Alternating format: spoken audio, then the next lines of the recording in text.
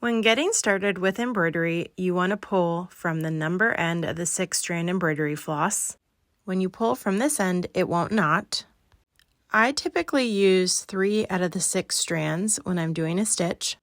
So just let the ends fray a little bit to see where it naturally splits. I find a natural dividing point here and split it 3 and 3. Then just gently pull one finger down between the middle and let it unfurl. Another method some people like is to just grab one strand, and if you pinch and pull, it'll come right out, and then you just pull out as many strands as you need, one at a time, and then you put them back together. Here's how I knot one end of the threads. Pass it over my finger like this, roll gently, and then with my middle finger, I pinch that and pull, and it gives me a little knot. There's another option that some people like once your needle is threaded to point the end of your thread towards the needle, pinch it with your needle, wrap it around, pinch the part that's on the needle, and then pull, and that will create a knot at the end, and that's called a quilter's knot.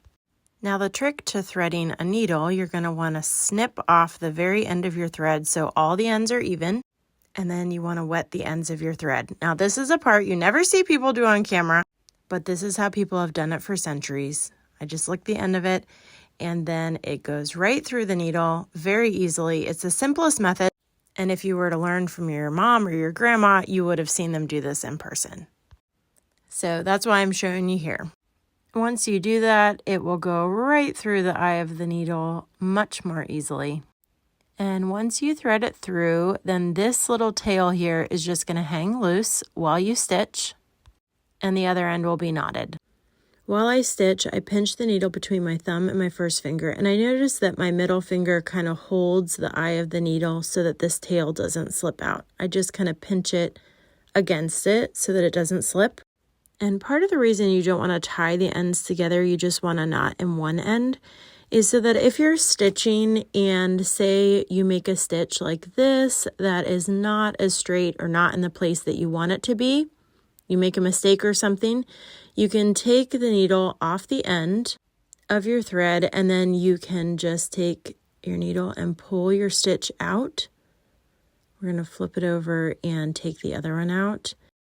And that way you're able to undo stitches in case you need to fix something. Then you would just thread your needle again and keep stitching. I hope that helps. Now you're ready to try the stitch sampler.